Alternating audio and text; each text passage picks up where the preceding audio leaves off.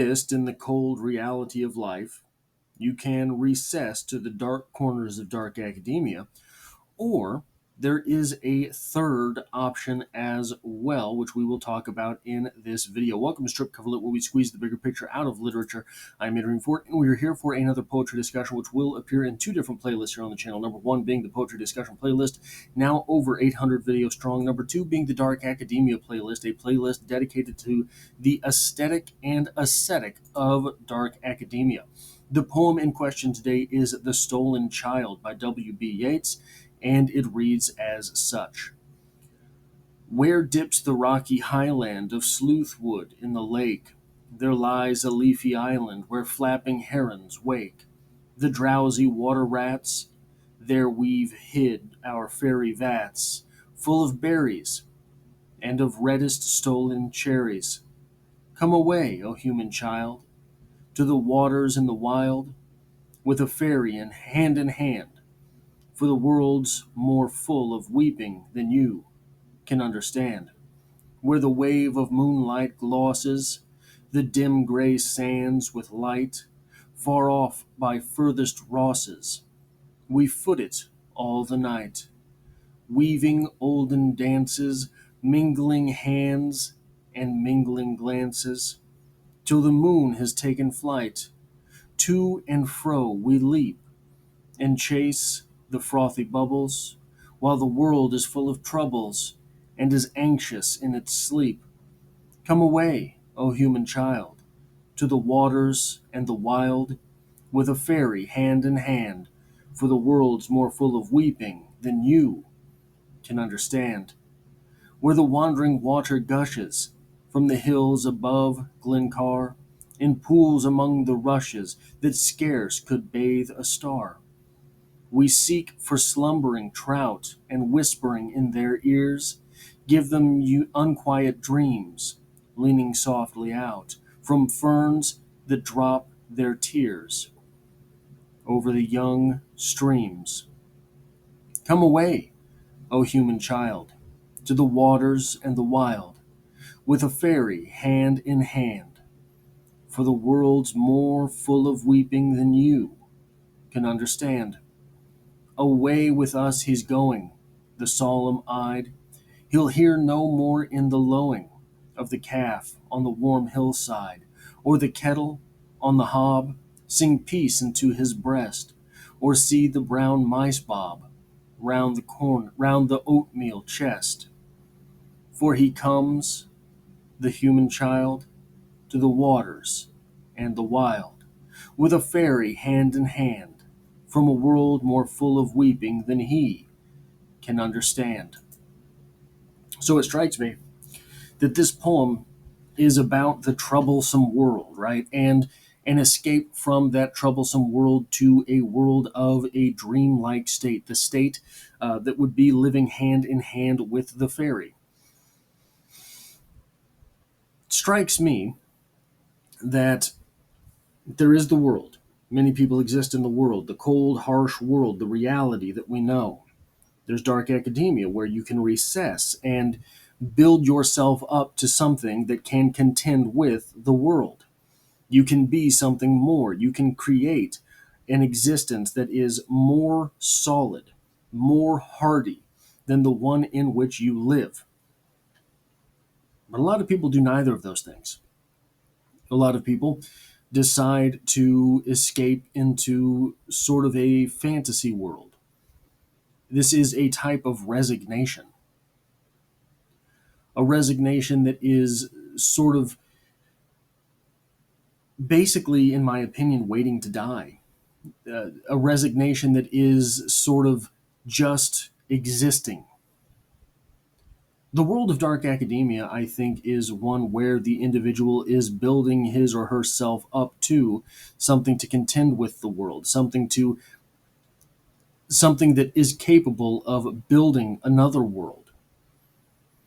But this resignation that is tempted in this poem, this resignation that is put forth as a legitimate option,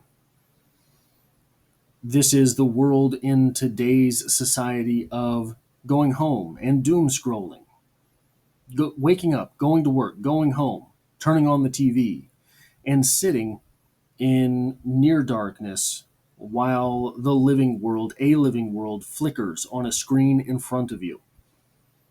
I don't think that this is a legitimate option. I think that you have to build the self. You have to create your own world. You can exist in the cold, harsh world of reality that is a step above, in my opinion, what is being tempted in this poem. But it's still not creating. It's still not building a world, an existence for yourself, for the ones you love. It is existing in reality, just getting by. Versus what the fairies are tempting in this poem, which is a world of constant recess, as in recess like in school, and recessing into something that is not quite living either.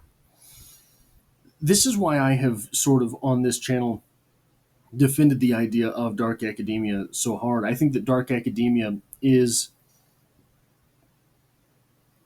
written off in some ways as childish, but I think that what it is attempting to integrate the shadow self into the self that faces the world.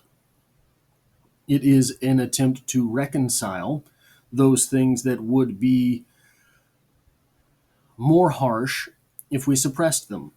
I think that most people really do long to create a world for themselves. I think that most people really do hope that there is something meaningful in life. I think that meaning has to be built. I think that meaning has to be forged in some type of darkness. Now, the fairies are tempting the child here towards a world of darkness, but it's not darkness of the soul. It's just the darkness that allows obfuscation. And that, I think, is the big argument being made in this poem, that there is the child here represents something. It represents the innocence of the soul, the innocence of the being. That innocence which is sort of killed by the world day by day. That's what it means to be an adult, right? That you are able to contend with the things in this world that are less than savory. But how do you do that? Do you do that by simply accepting them? That is what it means, I think, to simply exist in the cold, harsh reality of the world. Or do you contend with those things by building something else, which is, I think, what it means to recess into dark academia for at least a period of time? This poem is presenting that third option, which is to simply pretend that those things don't exist. And you see these people every day. You interact with these people every day. I think that there is an element of this existence that creeps around in all of us. This existence in a fairy world, which creeps around in all of us. There are times where all of us disassociate.